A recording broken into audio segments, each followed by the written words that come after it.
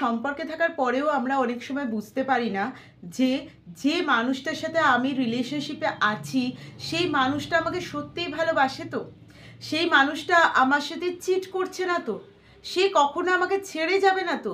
এই সব জিনিসগুলো কিন্তু আমরা ভাবি সম্পর্ক থেকে, ভাবি বলেই কিন্তু আমরা ইনসিকিউরিটি ফিল করি, ভাবি বলেই কিন্তু আমরা সেই মানুষটাকে হারাতে ভয় পাই, ভাবি বলেই কিন্তু আমরা কনফিউজড হয়ে যাই, ফ্রাস্ট্রেটেড হয়ে যাই, অনেক সময় ডিপ্রেশনেও চলে যাই। কারণ মানুষটার কিছু কিছু জিনিস যেগুলো আমাদেরকে হার্ট করে, যেগুলো আমাকে হার্ট করছে বা যেগুলো তোমাকে হার্ট করছে, সেইখান থেকে এই ভাবনাগুলোর জন্ম নেয় যে আমি যদি এইটা করি বা আমার সাথে এইটা হচ্ছে মানে সেই মানুষটা হয়তো আমাকে আর চায় না, সেই মানুষটা হয়তো আমাকে আর ভালোবাসে না। এই ধরনের কিছু জিনিস মনের মধ্যে ঘুরপাক খেতে থাকে, আর মনের মধ্যে ঘুরপাক খেতে খেতেই জন্ম নেয় ডিপ্রেশনের, মনের মধ্যে ঘুরপাক খেতে খেতেই জন্ম নেয় মনের মধ্যে একটা অ্যাংজাইটি বা ভয়। আর এই ভয় থেকে কি হয়, আমি সামনের মানুষটার সাথে অকারণে ঝগড়া করি, অকারণে ঝামেলা করি, অকারণে অনেক কিছুর মধ্যে জড়িয়ে পড়ি, তার জন্য আমাদের মধ্যে কি আসে, ফাটল আসে সম্পর্কে, ডিস্টেন্স বাড়তে থাকে সম্পর্কের মধ্যে, আর একটা সময় গিয়ে সম্পর্কটা ভেঙে যায়। ভেঙে যাওয়ার পরে বেশ কিছু সময় পরে যখন আমি হয়তো অ্যানালাইসিস করতে বসি বা ভাবতে বসি সম্পর্কটা নিয়ে, তখন মনে হয় না, তার দোষ তো ছিলই, তার কিছু করা জিনিসগুলো আমায় হার্ট করেছে, কিন্তু আমিও তো কিছু ওভার করেছিলাম, আমিও কিছু ওভার করেছিলাম যেগুলো আমি না করলে হয়তো সম্পর্কটা বেঁচে যেত, বাট তখন তো গিল্ট ফিল করে লাভ নেই। তাই আজকের ভিডিওতে আমি কয়েকটা জিনিস তোমাদের সাথে শেয়ার করব। সম্পর্কের মধ্যে এই জিনিসগুলো যদি ঠিকঠাক মতন মেনে চলতে পারো, তাহলে আশা করি তোমাদের সম্পর্কের মধ্যে ফাটল বা দূরত্ব আসবে না, এবং একে অপরকে বোঝার ব্যাপারটা কিন্তু অনেকটাই ক্লিয়ার হয়ে যাবে। চ্যানেলে নতুন হলে প্লিজ চ্যানেলটা সাবস্ক্রাইব করে দিও, ভিডিও ভালো লাগলে লাইক করো, কমেন্ট করো, শেয়ার করো বন্ধুদের মধ্যে ভিডিও।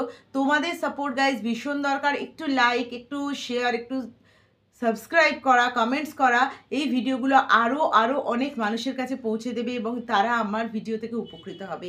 এখানে রিলেশনশিপ রিগার্ডিং যে কোনো প্রবলেমের সলিউশন দেওয়া হয়, এখানে এই ধরনের ভিডিওই বানানো হয়। যারা এই ধরনের সমস্যায় আছো তারা অবশ্যই ভিডিও দেখতে পারো, আশা করব উপকৃত হবে।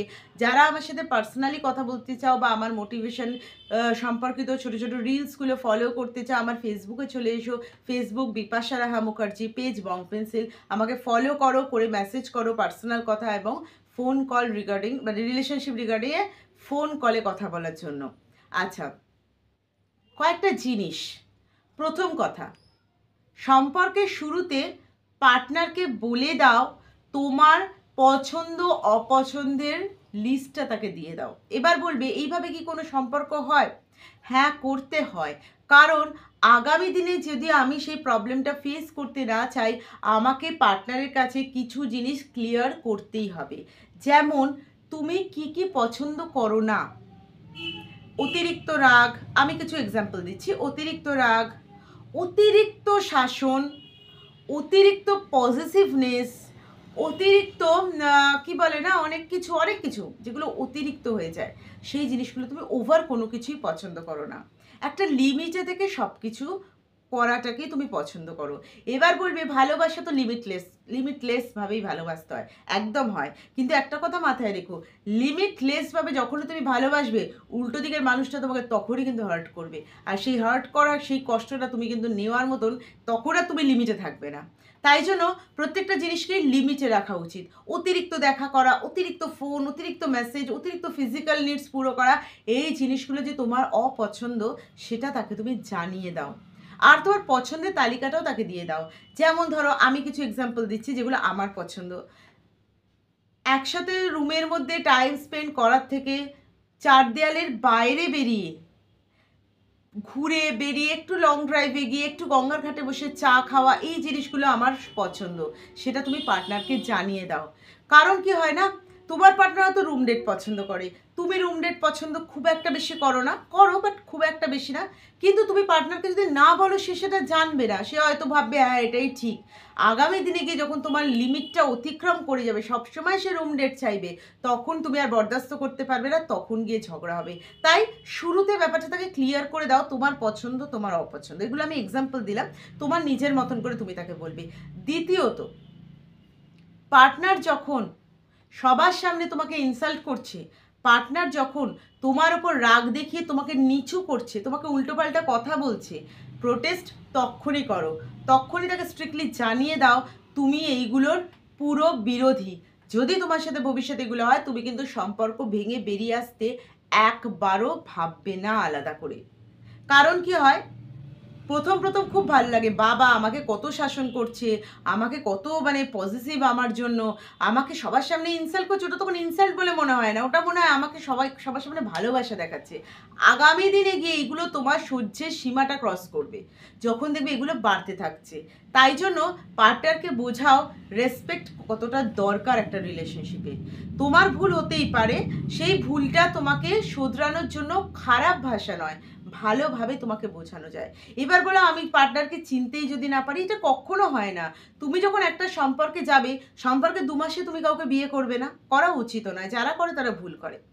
সম্পর্কটা যখন কয়েক বছর টানবে, 1 বছর 2 বছর ম্যাক্সিমাম তোমাকে টানতেই হবে, কোথাও না কোথাও গিয়ে পার্টনার তো এক্সপোজ করবেই নিজেকে, এক্সপ্রেস করবেই নিজেকে, সেই জায়গাটা থেকেই তোমাকে ধরতে হবে, করবেই, তুমিও যেমন করবে সেও তেমন করবে। আর তাকে যেগুলো বারণ করছো তুমি কিন্তু নিজেও সেগুলো করো না।